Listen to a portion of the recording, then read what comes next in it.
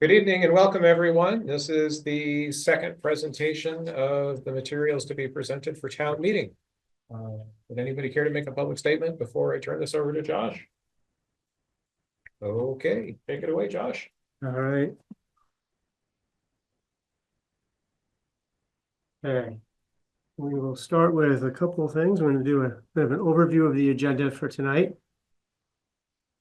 Let me just share my screen.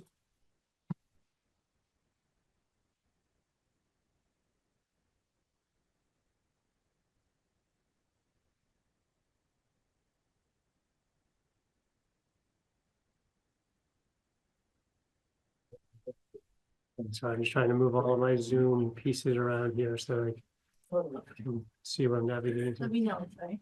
Okay, so tonight's agenda I just pulled up onto the screen. So in agenda item A, we're going to review the budget. Actually, I guess I should back up.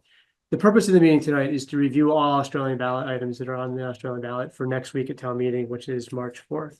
So we'll go over the budget first. Then we'll have a detailed discussion about the Conservation Reserve Fund, which is a separate article, Article 8.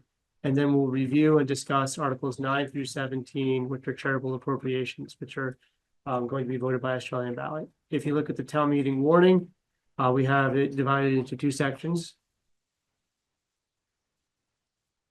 Okay, well, it changed, sorry, it changed on my computer, but it's not changing over there yet.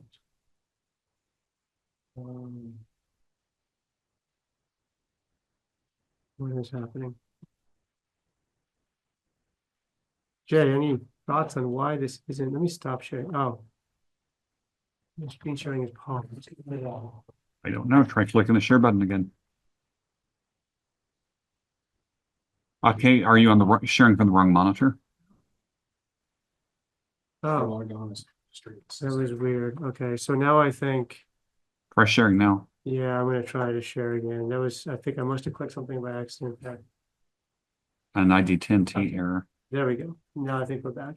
So you'll see on the warning that the day is split into two separate things. We have voted on by the floor and voted by Australian ballot. So on March 4th, we'll hear and accept reports of the town officers. We'll consider a tax exemption for property taxes for Richmond Rescue. We'll have an advisory vote on should we split out more items onto Australian ballot instead of just the budget, all public questions. It's going to be advisory, not binding, just Selectboard looking for feedback. Should we warn a special meeting? Well, should we warn a special meeting to see if the voters would like to vote all public questions by Australian ballot? Oh, sorry. Article 3 is about, would we like to split the budget into separate sections for Australian ballots? You don't just vote at once, one number, you can vote by department, and then to transact any other business. But by Australian ballot, we're looking at electing school board officers and town officers. The budget is Article 7. Article 8 is the Conservation Reserve Fund question. And Articles 9 through 17 are individual charitable appropriation requests, which we will get to section 3 of our agenda this evening.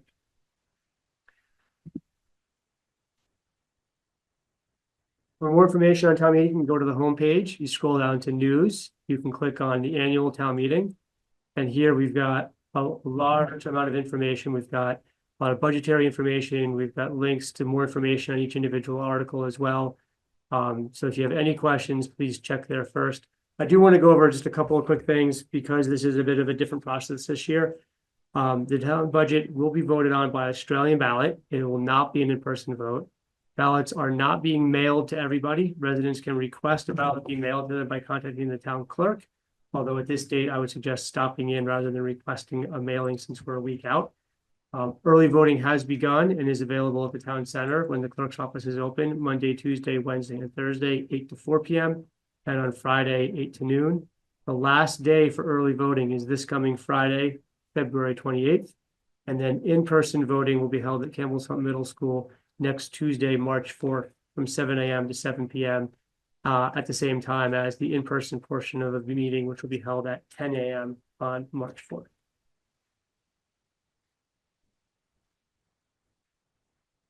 Okay, next we'll get into the presentation of the budget.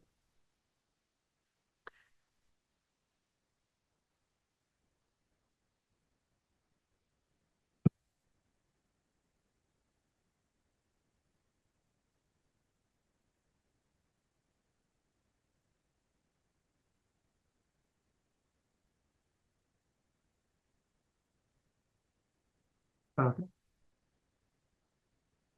So we're going to go through the presentation. Please hold questions till the end. I just like, because sometimes you'll have a question that I might answer a little bit later in the presentation. You'll notice that on the bottom right-hand corner, in most cases, I have slide numbers. So if you do have a question, please just jot down the slide number and we can easily navigate back to that slide to answer any questions. At the top of some pages, you'll notice that there's a reference to the town report. So town reports are available at the town center. They're also available online at that page I was just referencing for the town meeting. So there are references to pages in the town report for more information or where budget items exist in the town report.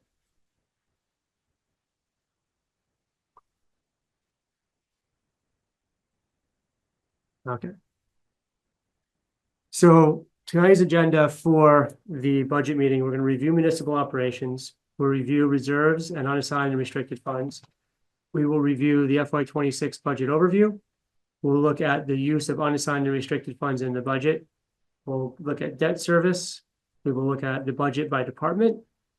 We will review the conservation reserve fund, and we will review social services. Those last two items, we're going to just talk about how those affect the budget. We're not going to talk about what the conservation reserve fund does or the social services provide. Those will be handled in the next two agenda items. So the fiscal years, it's helpful to go over this at the beginning of the meetings. They're named according to the calendar year in which they end. So the previous fiscal year was fiscal year 24, began on July 1st, 2023, and ended last June 30th, 2024. Currently in this fiscal year 25, so that ran from this past July 2024 to the end of June 2025. And the budget being voted on is for FY26, which will begin on July 1st, 2025 and end on June 30th, 2026. Jay, do you have something? No, I was just stretching my Sorry. fingers. Okay. Thought I was messing something up. No, I'm being, Nope, that's all right. I just wanted to make sure there wasn't something to jump in on. So municipal operations overview. The administrative office, which is located in the town center, consists of the clerk, the administration and finance. It is one full-time town manager, a full-time finance director, a 30-hour per week assistant to the town manager, a full-time town clerk. The town clerk is elected and not supervised by the select board or the town manager. One part-time assistant town clerk who is supervised by the town clerk. All the positions operate very closely to manage revenue, payments, payroll, policies, projects, and any other administrative items that come our way. Also located in the town center is planning and zoning department, consisting of a full-time director of planning and zoning and a full-time zoning administrator. They issue zoning permits, review and rewrite zoning regulations, staff planning commission, the DRB, various other planning boards as well. And they also are going to be involved in updating the town plan. The police department consists of a split chief. We put 0.5 full-time chief because the budget is calling for that chief to be shared with Heinsberg, 4 full-time officers and 1 part-time administrative assistant. The library has 1 full-time director and 1 full-time assistant director, each work 32 hours per week, 6 part-time employees and 1 part-time substitute employee. It's interesting to note that the library is governed by the Board of Trustees, and the trustees, along with the library director, prepare the budget that will be voted on by the voters. The select board does not prepare that budget. They provide a little bit of feedback, but ultimately it's the trustees to finalize that budget. That budget is included in the full budget that's being voted on in this budget. It's just the preparation of it is a little bit of a separate process and different from the rest of the budget. The fire department has 1 chief, 1 assistant chief, 3 captains, 1 lieutenant, and 14 firefighters. It's a volunteer department, but they do get paid for the hours work responding to calls and for trainings. The highway department has 1 full-time foreman, 1 full-time assistant foreman, and 4 drivers and operators. In the winter, they're plowing the highways, maintaining equipment, and planning summer work. In the summer, they're busy with gravel road maintenance, maintaining equipment, highway drainage work, maintaining recreational facilities, larger sidewalk and stormwater projects, and of course, the last 2 summers, responding to repairs necessary from flooding. The Water Resources Department services approximately 500 accounts, mostly located in the village of Richmond. The department has a superintendent, an assistant superintendent, and 2 full-time staff members. The water budget and wastewater budget contained in the town report show the FY25 budgets as approved by the Water and Sewer Commission at the annual meeting on May 21st, 2024. It's important to note that the budget for the Water and Wastewater Department is not voted on by all of the voters in this current budget. It's a separate process that goes through the Water and Sewer Commission and voted on by the commission at a meeting to be held this coming May. The commission will start that process with the meeting in March. They usually meet 4 or 5 times before the final vote in May. And the water and wastewater budgets are funded by rate-paying customers of the Water Resources Department and septic haulers primarily. And they're not included in the budget. We do have one thing in the budget that's called fire protection. That is a fee that the town pays in to essentially pay for the water that is used by the fire department. So when they hook up to a hydrant, they're using some water for either training or responding to fires. And the entire town pitches in for that. And that's a formula based on the total cost. Like I think it's 5% of the total water budget and a certain percentage of one of the water tank loads.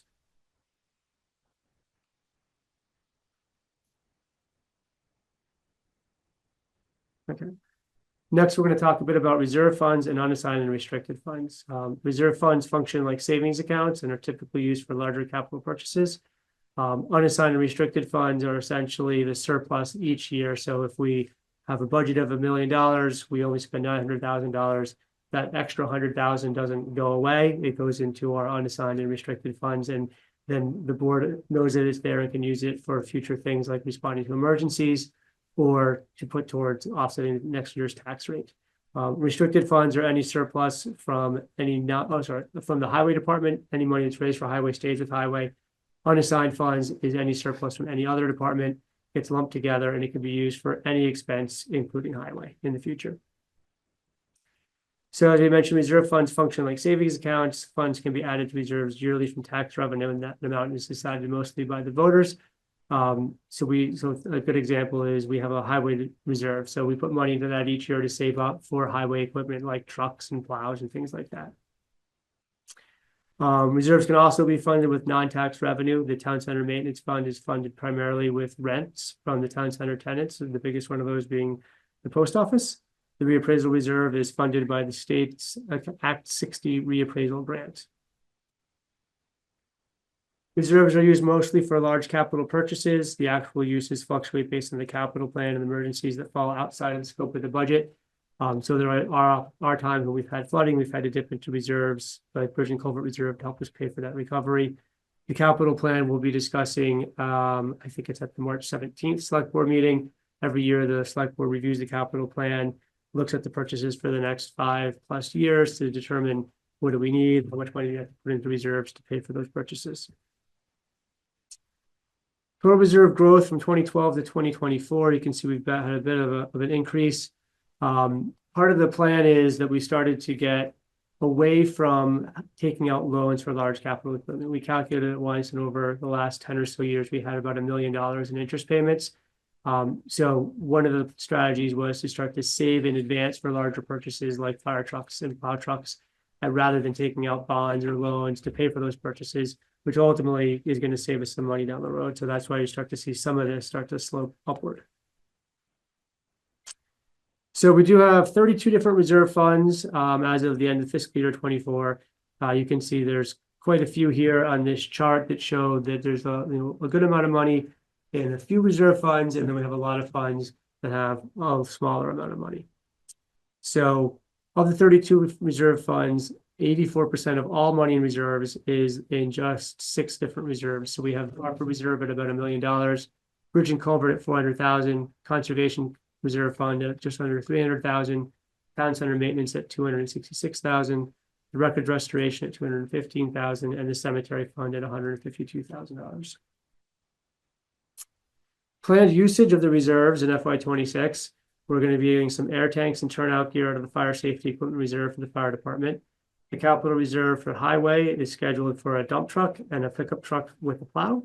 And the library reserve is looking to do $25,000 in painting. This year, contributions to the reserve is $10,000 to the planning legal reserve, $180,000 to the fire capital reserve, $175,000 to the highway capital reserve, and $10,000 to the highway guardrail reserve. This is money that's in the budget and will be raised by taxes to go into these individual reserves in FY26. So now we'll take a look at the unassigned and restricted funds. So as I said, these are a combination of underspending and unbudgeted revenue. The money from the highway department stays with the highway department. Money from any other department can be used for any other department. So yeah, for under budget. So let's say we, go without a staff member for a certain amount of time, that we're still raising that money, but we're not paying that out. So that would be some savings that would go to the surplus funds. One way we get revenue is when we have these disasters, it sometimes takes, often takes FEMA a couple of years to pay us back. We don't budget for that revenue. So in 1 year, we'll pay for those, the money will go down. And then in 2 or 3 years, when we get the money back, those reserves will come up, and that's increased revenue that was not budgeted for. So at the end of that fiscal year, the auditors look at that and say, we've had some increased revenue, so that goes into unassigned and restricted funds. So we talked a bit about how they can, those funds can increase and decrease. Balance can decrease when we have flood repairs. So we'll get into a little bit more about the July 2024 flood, but that cost us almost $2 million. And a good portion of that came out of the unassigned and restricted funds because we had some cash on hand to help us pay for those expenses. So as we looked at the fund balance, we start to realize, well, there's going to be a good amount of money there. So we asked the auditors, what's a healthy balance to have there? And they've recommended about 15% of the annual budget is healthy, as these savings do help greatly reduce the need for cash during an unanticipated crisis. Otherwise, we have to be scrambling to get a bond or some sort of emergency funding to respond to these larger crises. So then in November of 23, the select board adopted a fund balance policy, which puts a limit on unassigned and restricted funds at 15% of the budget per the auditor's advice. Anything over 15% of the budget we use for emergencies or put towards the next year's budget to help reduce taxes. We'll get into a little bit more about those calculations for the FY26 budget, but throughout the year, we always try to look forward and say, well, how much do we anticipate having at the end of this coming year? And what can we use to put towards the budget to offset taxes? So unassigned and restricted fund balances, I just want to make a quick note here. Unfortunately, as we were building the budget and putting together the town report, we didn't quite get the final audited numbers into either one. These are the final audited numbers for the FY24 audit. Unassigned funds of $1,176,344, restricted funds of $340,362, for a combined total of $1,516,706. But you will notice in the town report, at that time, it had overstated about $5,000 in restricted funds. I think what happened was there was some that's unspendable, and that was not shown in the town report, unfortunately. And in the budget, we have a sheet that calculates the unassigned and restricted funds, and that combined total, when you're putting the budget together, was understated by about $1,000 in the final audit, or from the final audit. So not a huge amount, but for those paying close attention, I wanted to explain that up front in case anybody says these numbers don't perfectly match what's in the town report. That's why. So that 1.5 million represented about 31% of the 4.9 million FY25 budget. So about double what we're shooting for 15%. Taking a look at unassigned funds from 2012 through 24, you'll see that we had some steady increase between 14 to 18. Some of that was actually getting paid back from Hurricane Irene, as money started to come back in, and we were increasing that. Every year, starting around 2018, 2019, we started to put money back into the budget to make sure that we were paying that down. But yet we still had some increases. And again, it was still some reimbursements from previous disasters. We also had some vacancy savings, particularly in police over the last number of years. So that has increased a bit. We started to work it down a little bit the last couple of years, as we really do sharply focus on that 15% during every budget season. So as a percentage of budget, this is the same graph, just shown as a percentage. You can see we were closer to the 14% between 2012 to 2014. It grew a bit, and we've really tried to focus, even though we're still up at 35%. A lot of that continues to do with vacancy savings and receiving funding from FEMA for previous disasters. Looking back to 2019, this is what money's been put into the budget from unassigned and restricted funds. So we started to try to look at what can we do to offset the tax rate and really take a look at it every year. So started out with 90,000 in 2019, up to 161 in 2020. 2023 is at 919,000. That's a bit of an anomaly. In that year, we had a couple of large capital purchases that we put into the budget and offset with unassigned funds. Now what we do is we just sort of have a separate sheet that talks about, like we looked at before, we have a plow truck we're gonna buy. So that's not in the budget necessarily. But we know it's in the capital plan, so we don't sort of artificially increase the amount that we're gonna spend and then just offset that with the revenue from unassigned and restricted funds.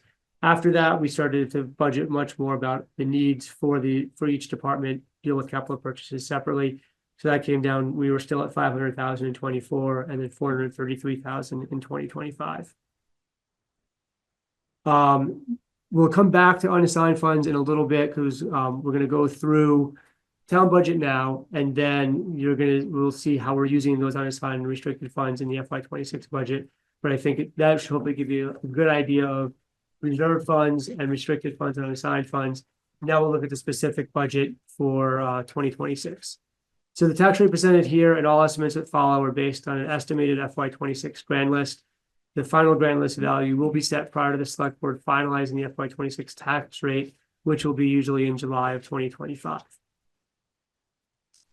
So spending is actually down from FY25 by about $45,000. By section, the general fund is up $407 or 0.01%. The highway fund is down $45,740. Yet we still have a 6.83% increase to the tax rate. A large amount of that is due to a lower amount of unassigned and restricted funds, which I'll cover here in a few slides.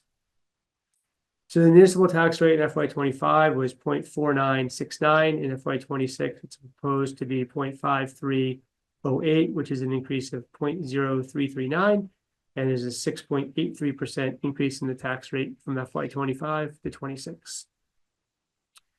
Looking at what that means for your individual property tax bill. So the current tax rate for $100,000 of property is $497 for the year.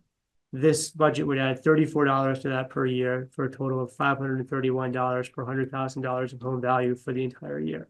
Looking at a $500,000 house, it goes from about $2,500 this year, adding $170 for a total of $2,655. That's your total bill for the year for the municipal tax rate. One note here is that it's important to realize when you get your tax bill, that includes the municipal bill as well as the education bill. It doesn't, I don't think it breaks it out there too well on your actual bill. But just keep in mind that only about 31% of that tax rate is actually for the municipal budget.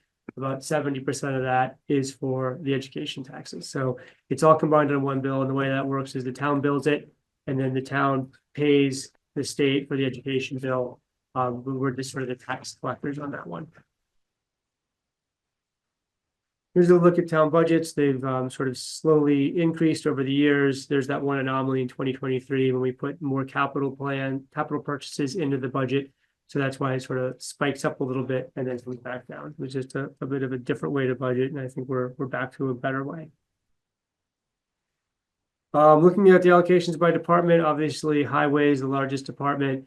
They've got some of the largest pieces of equipment with 4 plow trucks, a few different dump trucks, and lots of other equipment to help clear the roads. They've got to deal with a lot of supplies as well, between culverts and sand and gravel. Administration is next after that, followed by police, then fire, library, planning and zoning, social and health services, assessors, and then a small amount for recreation. So as we mentioned, spending is down, but the tax rate is up. And we've had some decreases in a couple of key revenue sources. So net interest on general checking, for a while, we had a good amount of money in the bank. We also had ARPA money in the bank, and interest rates were fairly high.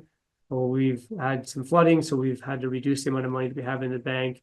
We spent some of the ARPA money, and interest rates have been coming down. So we're budgeting from $100,000 in FY25 down to $50,000 in FY26. And the usage of unassigned funds decreased from $433,000 in FY25 $78,000 in FY26. So these two sources alone account for a decrease of available revenue of $404,000, and that really has to be made up by taxes.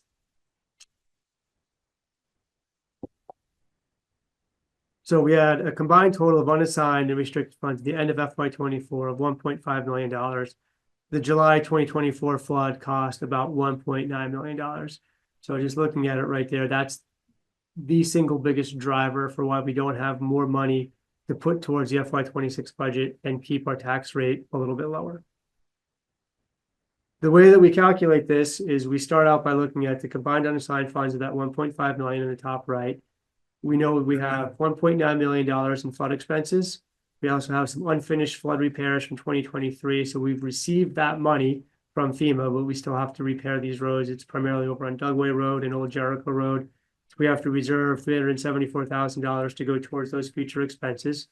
And we have a planned use of unassigned funds and restricted funds in FY25. There's that $433,000 that we were just looking at a couple of slides back. So our total use in FY25 of unassigned funds is $2.7 million. Then we started to look at, well, what are we going to get back in FY25 that was not budgeted, or will there be any additional revenue?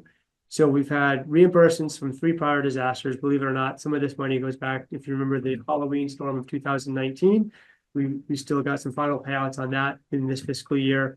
We're getting payouts from the 2023 July flooding and the 2024 winter windstorm that we had back last January. We expect to get about $605,000 back. We've already gotten some of that already in this fiscal year.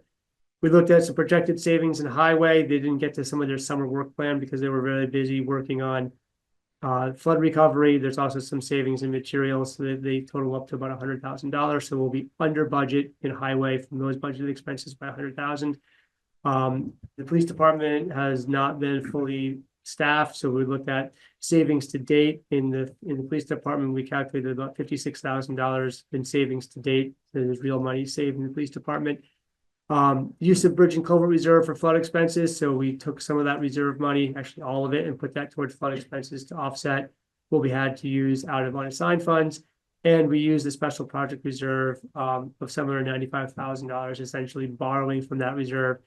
And that's money that, as some of you might know, we got some money for COVID. There was a payout from COVID. It's called the ARPA money. We've transferred that money into a special project reserve to extend the longevity of how long we can use it for. But we had the ability to borrow from that for flooding. So we borrowed from that rather than tapping into all unassigned funds. So that gives us a subtotal of about $2 million in either other sources of revenue or savings. So the projected total of unassigned and restricted funds at the end of this fiscal year, so this is the end of this June, is about $809,000. Now back to that 15% that we talked about earlier, we're trying to keep 15% of the future budget on hand per the policy of the Selectboard. So 15% of the upcoming budget is $730,000. That gives us about $78,000 that we can put towards the budget and have a projection that will still be at 15% heading into FY26. So that we come up with that calculation over a few months between October, November, December while we put this budget together.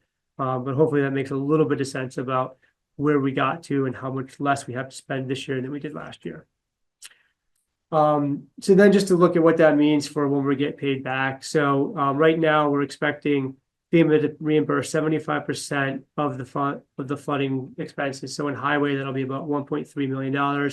In the general fund, that's about $51,000. So that's damages to anything that wasn't from the highway. So like things like in the park and whatnot.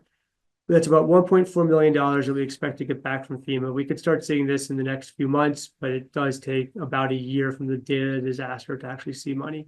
So the first thing that we'll have to do is reimburse that bridge and culvert reserve, because we do have some planned uses for that in the years down the line. So that's $473,000 to go to that. And then the special project reserve that we borrowed from, we need to pay that back so we can continue to work on those projects of about $800,000.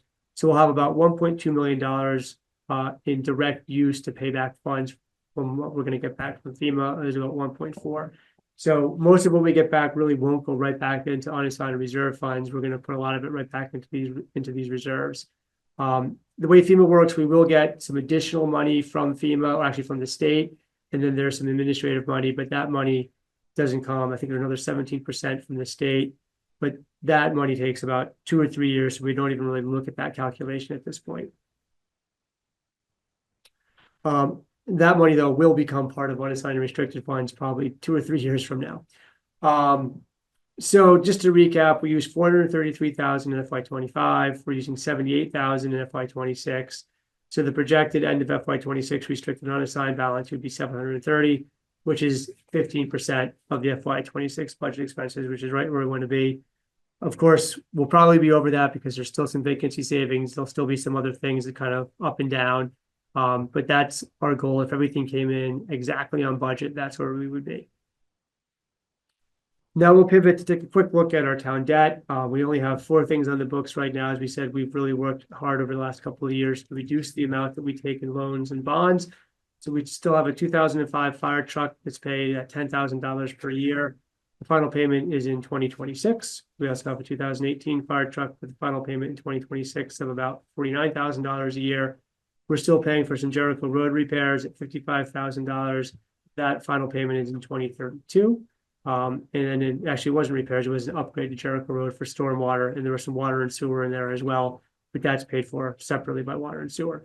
And then there was work on Millet Street for some stormwater regulations for $7,000 per year, and that final payment is in 2032. So we'll take a quick look at budgets by department. So some changes that affect multiple departments. The way we calculate the salaries is we did a step increase on the pay grade. Everybody goes up, assuming they get a positive review. One step at the beginning of the fiscal year on July 1st, and then the pay grade goes up by 3%. So we've calculated all salaries based on those calculations.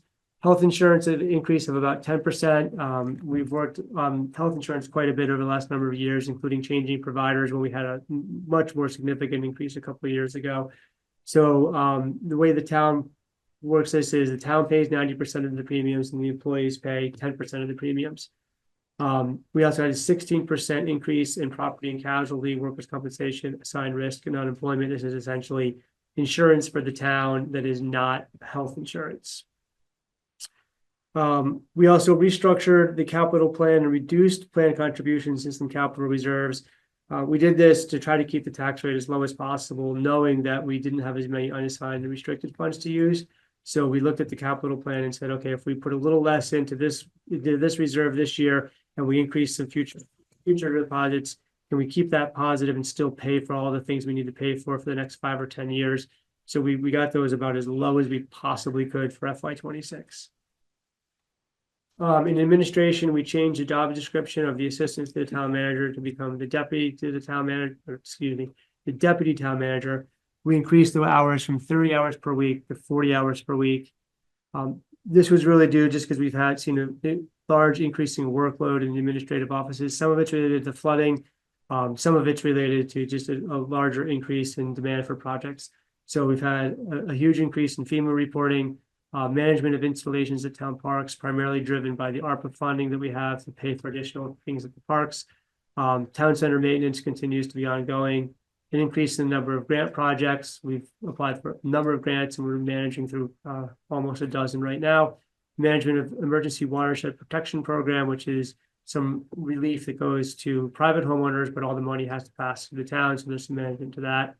Management of the FEMA buyout and elevation program, again, for private homeowners who either want to elevate their home that's in the floodplain or have it bought out and return to a green space. Again, the money ends up getting managed through the town. We don't pay for it, FEMA pays for it, but there's a lot of administrative time to do those things. Managing requests for proposals when we go out to buy different things for the town, and managing different committees and organizations' needs. The police department is budgeted to construct to include 4 officers and a contract with Heinsberg for shared police services.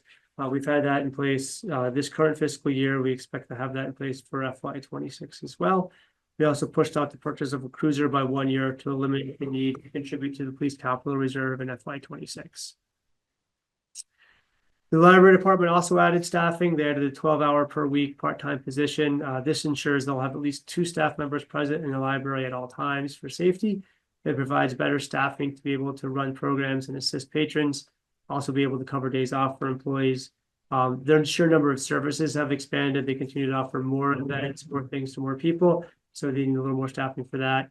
And use of the community room has increased. So every time they have a new group in the community room, there's certainly some time familiarizing that group with the use of that room and walking them through.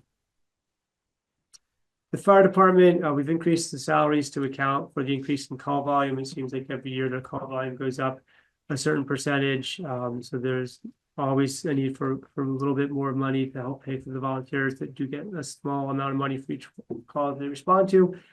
We also added $25,000 for a needs assessment. Part of the budgeting process, we looked at the trucks that we have. We also talked about staffing levels in the department, which we could use some more volunteers to have more people respond. Each call, the board determined that we might need a needs assessment to come in and analyze the department. So we put about $25,000 away for a consultant to come in and help us with an analysis of the department to see where we can be doing better. Now we'll talk about the Conservation Reserve Fund. This item is voted on by Australian ballot each year. The question on the ballot is to approve funding the Conservation Reserve Fund by adding 1 cent to the municipal tax rate in FY26. So what 1 cent does is it takes the grand list value of, right now it's estimated at about $8 million. And the 1 cent on the rate would add $80,000 in taxes raised. And that money would go to the Conservation Reserve Fund. So if the article passes, the actual funding for the Conservation Reserve Fund will be based on the actual grand list value as determined prior to setting the FY26 tax rate. But for this purpose, we're going to look at what adding $80,504 to the budget would do. It would increase the estimated tax rate from FY25 to FY26 from 6.83% to 8.84%, which is a total increase of 2.01 over last year. This would add $10 in taxes per $100,000 in property value. So if you're looking at a home value of $100,000, your current bill is $497 per year. Without the Conservation Reserve Fund, you're at $34 increase. With the Conservation Reserve Fund, it goes to $44 for a total of $541 per $100,000. At $500,000 in property value, you start right now at $2,485 per year. It would be $220 additional per year for FY26. You get to $27 and $5 per $500,000 value. Next, we'll look at social service allocations. So prior to FY25, we would receive charitable appropriation requests from various organizations. The select board would decide which to include in the budget, and that was part of the budget that was approved by the voters every year. So last year, we started to look at some of the case law and statute, and we talked to our town attorneys, and they advised that social service appropriations should actually be voted on separately by the voters by Australian ballot, so that the voters have a more direct say which appropriations to approve and which appropriations they do not want to approve. So by statute, social services are defined as programs that include but are not limited to transportation, nutrition, childcare, medical care, and other rehabilitative services for persons with low incomes, senior citizens, children, disabled persons, persons with substance use disorder, and persons requiring employment to eliminate their need for public assistance. So we do get some requests that don't fit directly into the statutory definition of a social service, and those can be included in the budget as long as they're categorized by something else and have a net benefit to the town. So requests that were considered to be part of the Recreation and Trails budget were Lake Iroquois Association, the Richmond Community Band, the Richmond Farmers Market, Camel's Hump Little League Field Maintenance, and Halloween on the Green. So those appropriation requests are in the overall budget number they'll be voted on. We also moved the Chittenden Unit for Special Investigation to the police department, as that is a key piece for investigating certain crimes in Richmond and throughout Chittenden County. We've also found some that were a contractual obligation, and those are moved to contracted social services in the town budget, such as Special Services Transportation Agency, community outreach, which is provided by the Howard Center as a backup to police for when responding to mental health calls, as well as anybody in town who would like to reach out for some assistance, and the Williston Community Justice Center. Requests that were considered to be health services removed to donation health services. That includes Richmond Rescue and UVM Home Health and Hospice.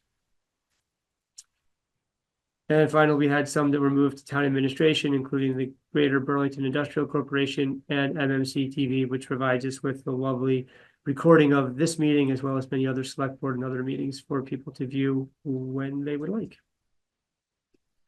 So this year, there's 9 allocations for social services that are included on the warning. They're not included in the budget. If they all pass as warned, it will add $19,375 to the budget. This should be an increase of $2.41 per $100,000 of property value. So just to give you some scale, because some of these requests are as low as $500, others are, closer to 10,000. Every $1,000 that's added to the budget equals about 12 cents per $100,000 in property value. So just a way to sort of quantify that for yourself as you're considering which ones to approve. So if the budget passes as presented, the conservation fund passes, and all social services pass, we would have a total of a 9.32% tax increase over FY25. And we'll go back to one final chart, back to this chart one more time. So again, $100,000 of property value. Currently, you're at $497 per year. If everything passes, it increases by $46 for a total of $543 per year. On $500,000 of property value, you start out in FY25 of $2,485. If everything passes, this is the budget, conservation reserve fund, and all appropriations. It adds $232 per year to your taxes for a total of $2,717. And I think that brings me to the end. We're going to drink of water and you can all ask questions and we'll go back to wherever we need to go back to. Well done.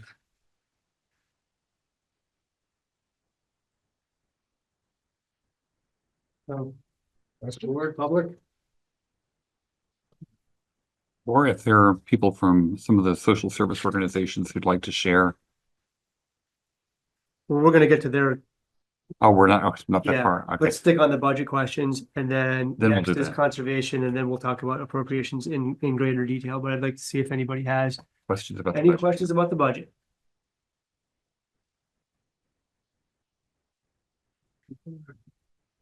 To give us a sense of how many people are out there. Decent attendance. Yeah. Wow. Quiet group. Do you have any fashion tips for us to?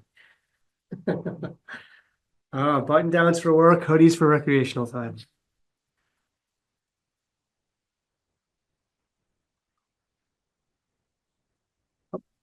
Judy, are you raising your hand or just saying hello?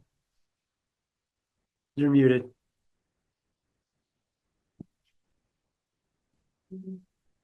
Judy, you're muted. Sorry. No, I was just checking to see, I had run off for a minute and I wanted to make sure you knew I was here. I didn't want to miss my chance. We might be getting to you very quickly. It does not seem like we have a very talkative or many questions from the crowd this evening. So, I don't know. Moving on to conservation. All right. All right, so next we'll move on to a more in-depth discussion of the conservation fund. Judy, are you going to share your screen? I think you did last time. I can, yeah, I saw that the Conservation Reserve Fund PowerPoint wasn't on the set of documents, so I will try to share screen here. Oh, I wonder if I got it late and only added it to the last meeting. I will add it to this meeting if it's not up there. I apologize. Yeah, no, don't worry about it. I'll blab about it enough. Okay, okay, share. Sorry, I'm sort of a techno dodo. It's going to take me a minute to do I this. do have it. Beginning. Well, she just popped it up. But Oh. I do Okay, have you it. got it? Or, I do. Well, you have it in a better format. I have it in a PDF. You look like you have it in PowerPoint. So I'll let you take this away and you can drive. Great. I will try to be quick like Bunny. So the Conservation Reserve Fund was established, oh, geez, don't do that, in 2025. So it's in 2005. Sorry, it's been 20 years. It's generally supported by Richmond voters. And basically this fund is to direct tax money towards 4 main areas, which is conserving working farms, helping with our recreational assets, historic preservation, and then natural resource conservation in its various forms. If you go to our website, which is on the Town of Richmond page under boards and commissions, we have a frequently asked questions page, and we also have a list of the projects we've done so people can get more information there if they want to. This map just shows you the sort of geographic spread of these projects. Also, we have a little list of recent projects. The Gillette Pond Dam was a pretty big one. You can drive by and take a look at that. And we've had some interesting conversations about conservation and recreation. These floods have really damaged the town, and so we're hoping we can contribute to creating greater resiliency. I'd like to give a shout out to Caitlin Littlefield for all and everyone else involved with the volunteer greens tree replacement for the ash trees that are being killed by emerald ash borer, which we have in the town of Richmond. And then the amphibians crossing project, which has really been spearheaded by Jeanette Malone, and of course, the money that the taxpayers contribute. So we're going to come up with a town plan renewal pretty soon, and these are the main areas that the Richmond Conservation Reserve Fund is directed towards. And the town plan, of course, has public input, so citizens have the opportunity to direct where they want these monies to go, assuming you all support them. The other thing to consider about the Conservation Reserve Fund is you could think about it as an investment in the town, because all the money is spent in the town, and we're generally able to generate almost 4 times as much of a return on the money we spend. So we bring in a lot of money, and that goes to things that create infrastructure that's beneficial to the town. Things that we're considering in the near future are Andrews Community Forest. It's very exciting that so many people use and love that place. And it will need some input of money. The Winooski River, as y'all know, has created its own issues, including trail repair. The town center could be a focus of historic preservation if folks were so inclined. We're looking into some more climate resilience work. And then there's the upcoming 30 by 30 legislation, which is 30% of towns conserved by the year 2030. And that's basically to make sure that the intact forests that contribute to clean air and clean water are still there in the future. And I'm very grateful to the people in the town who support the Conservation Reserve Fund.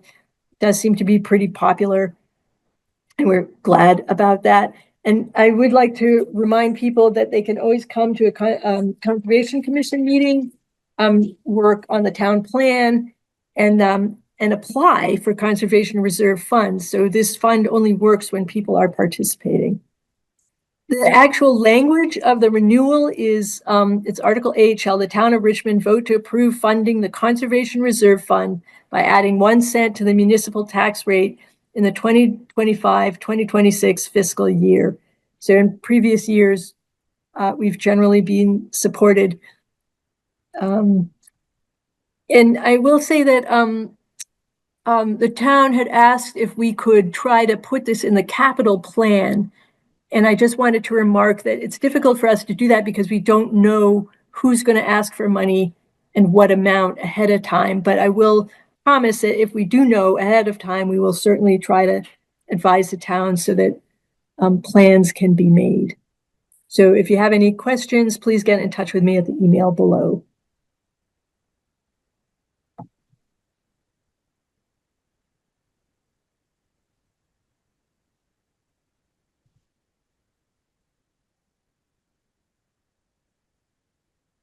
An easy crowd tonight, Judy. I'm telling you. Well, thanks. Thank you. Thank you. My fault I brought these maple cookies, so everybody's blood sugar just crashed. All right, so on to appropriations. Okay. So we'll take these, I think, in order that they appear on the warning. So first one is $500 to Vermont Family Network. Do we have anybody here from Vermont Family Network? Anybody? Sometimes the board members have a bit of familiarity with one of these. And we would speak on behalf of the Vermont Family Network. Not so much that, but just a reminder that there are materials on the website that will go into detail for these requests. So we'll just go back to here. So as you look at, quickest way to get to it is to have your mouse work correctly. If you go to the homepage, you scroll down to news, the first one pinned here is annual town meeting. Click on here and each individual item, so you can go to Vermont Family Network, open that up, and you can see their entire request, which helps justify what they're asking for. There's a little bit more about the organization as well. And we have that for every single request. So if you don't hear from anybody tonight, and you'd like more information, please head to this page and you will find more information. Okay, so moving on from Vermont Family Network, Article 10 is $3,000 to Age Well. Anybody here from Age Well? I think Emma said she might be here. Okay. Next is $375 to the Vermont Center for Independent Living. Okay, we'll hit one eventually. Article 12 is $1,000 for the Community on Temporary Shelter. Oh, got somebody raising their hand? Yes. Yep, John Michael. Oh, yes. Hey, I think you- I'm back. Welcome I had back. so much fun doing this the last time. I thought I'd do it again. Excellent. Just wanted to say thank you to the voters of Richmond for their generous support in the past. This past year, for our fiscal year, we served 2,618 people in Chittenden County, including 349 children. COTS provides the only family shelter in the county that runs year-round, as well as shelter for adults, daytime programming, housing navigation, and long-term support for families that are being rehoused.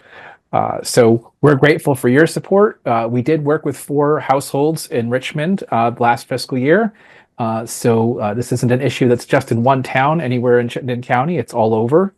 And, you know, just happy to be able to put this opportunity forward. Thank you. Thanks, John. Questions? I think we're all set. Thanks so much. Thank you. Thank you.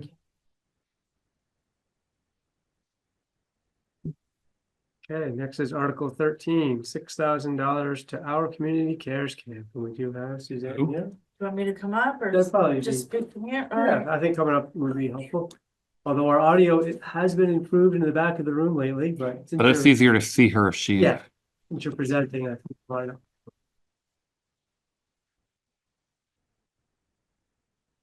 All right, you all got so much faster at this. Yeah. Hopefully I can too. Well, our camp serves mostly the children and families here in Richmond. Each year, it seems like we serve more and more children. We certainly serve more and more meals. I was looking over our data before I came here, and each year we've increased, although we went down a couple of years as camps after COVID, more camps have opened, but we've been steadily between right around 80 and 90 campers. Most of those, like I said, here in Richmond, right around between those 80 campers is between 25 and 35 are Richmond campers. And we also serve youth and adults. And we piggyback on the Mount Mansfield transportation. And we also use I feel like I'm speaking also to the people behind me. And I guess I should be looking this way too. Camel's Hump. If we didn't have Camel's Hump and we didn't have the Mount Mansfield transportation, we certainly wouldn't be able to have the success that we have. We wouldn't be able to pay the rent for that entire month. And MMU doesn't have to let us piggyback on their transportation, but they do. We have a great working relationship with John, the superintendent, and I try and keep a steady flow of donuts going to the bus garage. That doesn't hurt. But anyways, Yes, yes. But they're wonderful. Aaron's all in. He's the transportation head. And anyways, we serve lots of meals. We're open to the public. We love to have visitors. And we're located right here in Richmond, and I don't know what questions people have. We serve, our referrals come, it's not just, I mean, it is open to the public, but most of our referrals come from at-risk families. We have had migrant families from migrant farmers.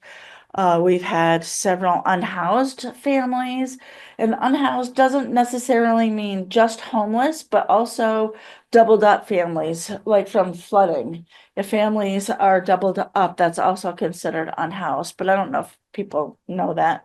They may already do know that. So we do have a lot of that. Last year, we had a couple of emergency, referrals from Howard Center that due to the flooding, can we take some extra kiddos? And of course, I always say yes. Families are scrambling to look for housing. What do we do with, our kiddos? And of course, they need a place to be. Families need to look for housing. Of course, I'm going to say yes. So, that's just what we do. We just take care of children. We take care of families. So that's my pitch. I just always like to add to what Suzanne has said that when people say camp, our community cares camp, they may flash back to when they were kids and think of, arts and crafts, and there is some of that, but it's also addressing the food insecurity needs of a very vulnerable population of people here in the Richmond area. And without our community cares camp, there would be a lot of children going hungry all summer long. Yes, we do provide 2 free meals a day, breakfast and lunch. And if kiddos want to take some food home, we absolutely pack a lunch or pack meals home for them. There's a lot of kids that have trauma around food. So we send home non-perishable foods with them home. And we've also we've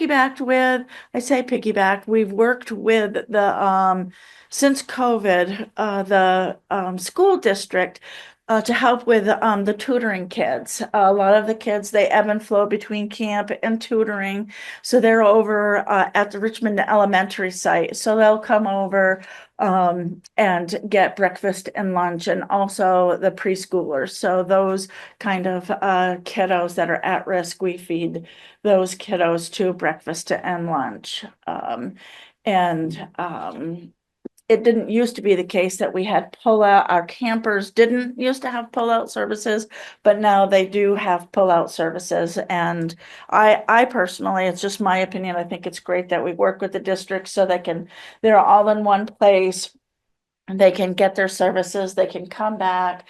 We have sort of a social emotional model where we're meeting all the needs of the kiddos. We have lots of kiddos that come with one-on-one. Not all kiddos that come to our camp are successful in other camps. Jericho Rec is just down the road, and many of our kiddos are not successful at Jericho Rec, but they can be successful here.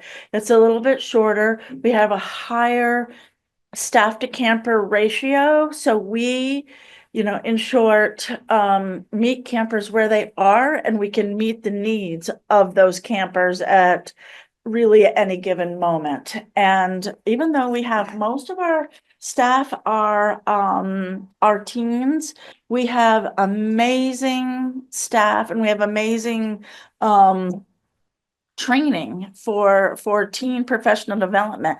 Howard comes in and they do a half-a-day presentation, and it's a no joke presentation, talking about what happens in children's lives. First call comes, we talk about DCF. We've been partnering with, I can see their logo in my head, the last couple of years. It'll come back to me. I would like to have this year Outright Vermont come and speak with us. We have, especially in our older group, we have a lot of kiddos that can be questioning. It can be a confusing time for kiddos as they go into middle school. Peace and Justice. I could see the dove. Mhm. Peace and Justice has come for the past 2 or 3 years, and they do a half-day presentation, talking with our staff. So it really is we have a lot of great professional development for our 4 weeks and for teens, and they're amazing, amazing teens. They just really rise to the occasion. So, any questions anywhere? Well, thank you.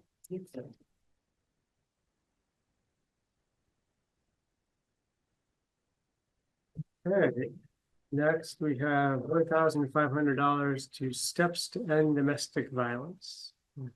We have you. Come on. Yeah, please.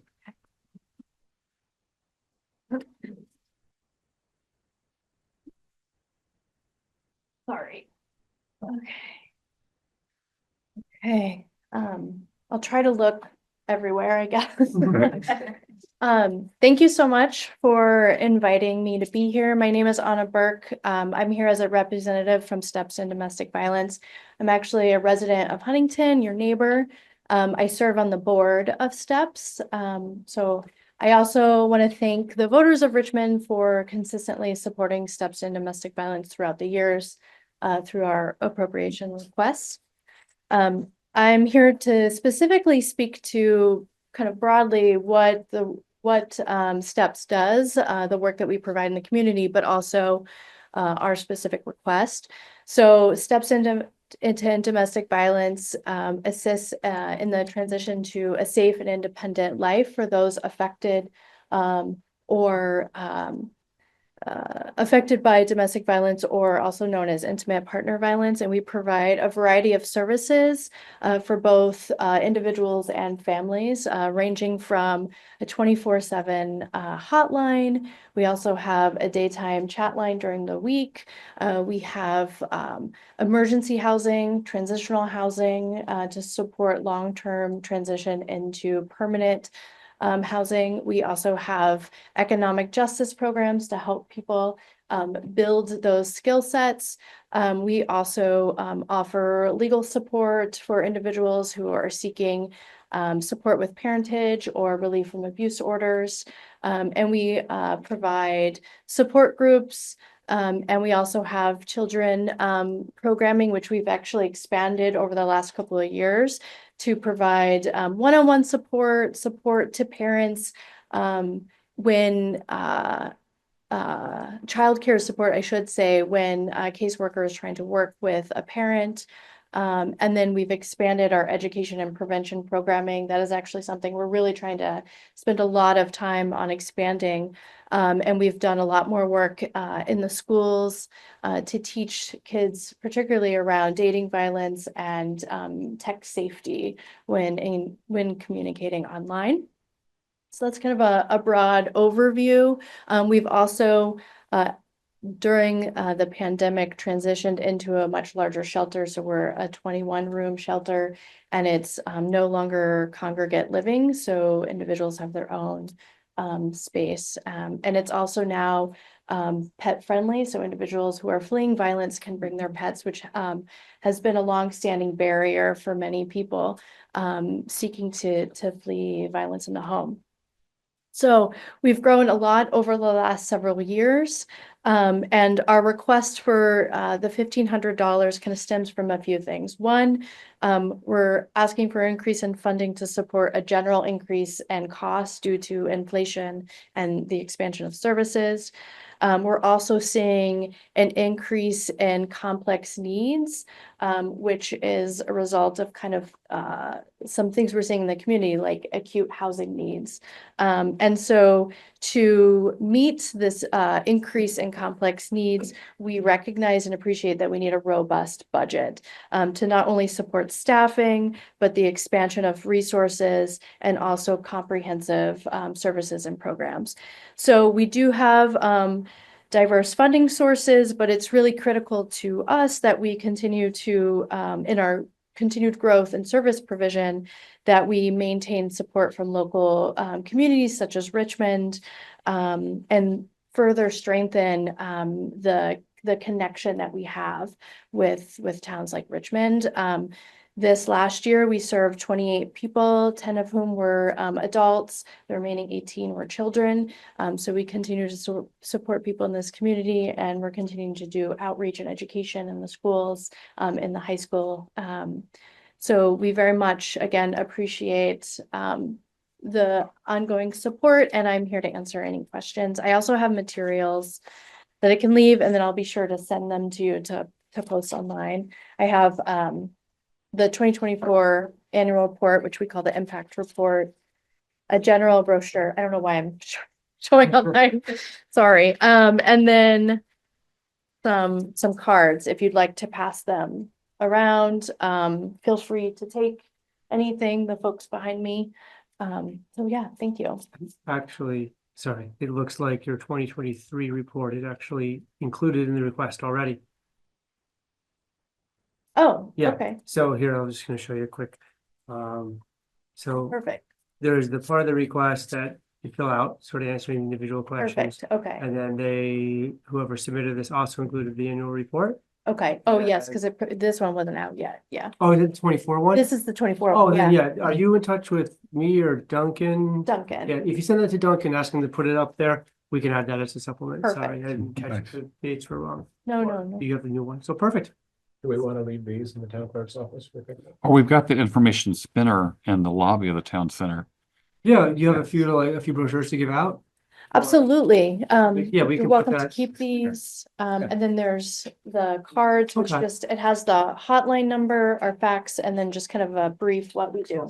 Oh, yeah, I'll take those, I can put those downstairs for the public to just take. Yeah, And then, absolutely. yeah, if you send me a digital. We could also post them in the glass cabinet outside the center, because this is the kind of thing that you really can't put too many places. Yeah. Sure. Thank you. So here, if you want. Oh, yes, Yeah, sure. I'm sorry. Well, no, if these are to give away, right? Yes, yes, Perfect. We'll make sure absolutely. we distribute them. Yeah. Thank you. Any questions? Sorry, I don't mean to. Thank you very much, and thank you for all the work and support you provide. Yeah. Absolutely. Thank you. Right. Today is definitely a Sunday. It feels like- Alright.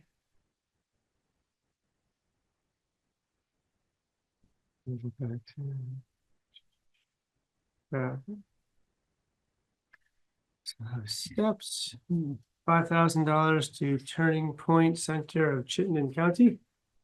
Oops, come on. Thank you. Hi, everyone. I'm Cam. I'm the executive director of the Turning Point Center of Chittenden County. I lost my voice because USA Hockey lost to Canada last week. It wasn't because of having a cold 2 weeks ago. It's mostly because of hockey. But thank you all so much for previous year's appropriations and for granting us the time this year. What we've been able to provide is really investment in the peer services that are offered to all Chittenden County residents and even anyone who comes across us in the emergency department program or any one of our low barrier options of peer recovery supports that we provide. Last year, 2024, we served 1,235 individuals and families. And that's in our direct coaching services. This is certified recovery coaching. It's provided by peers. Our organization is entirely peer-led.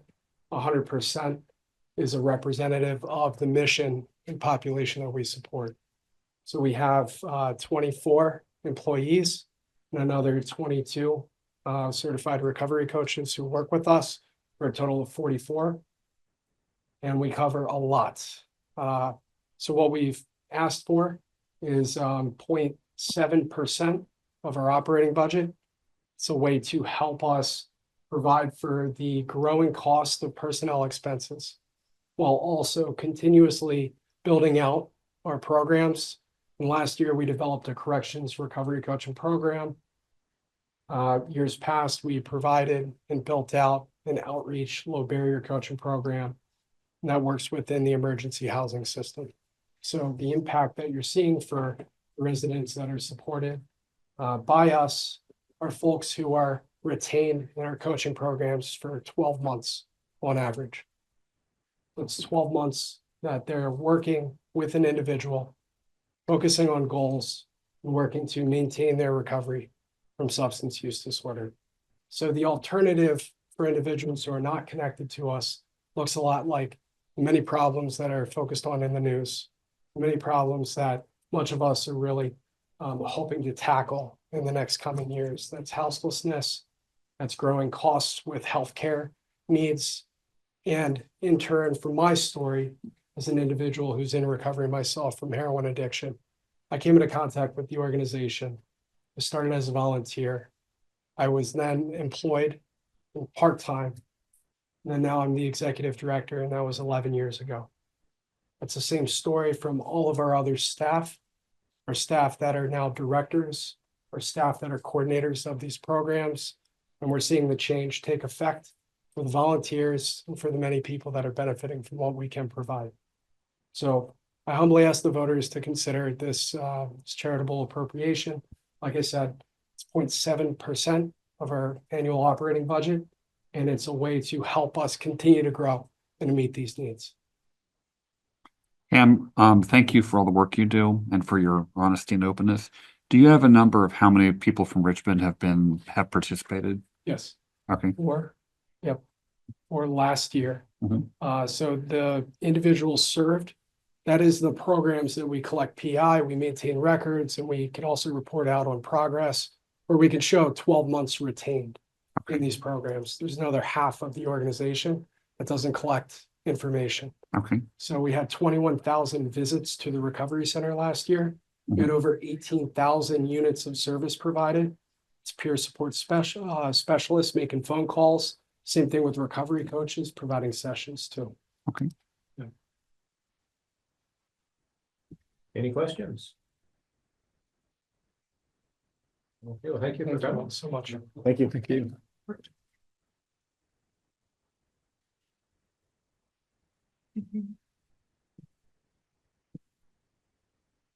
Okay, next is Article 16, $1,000 to HopeWorks. Anybody from HopeWorks? Okay.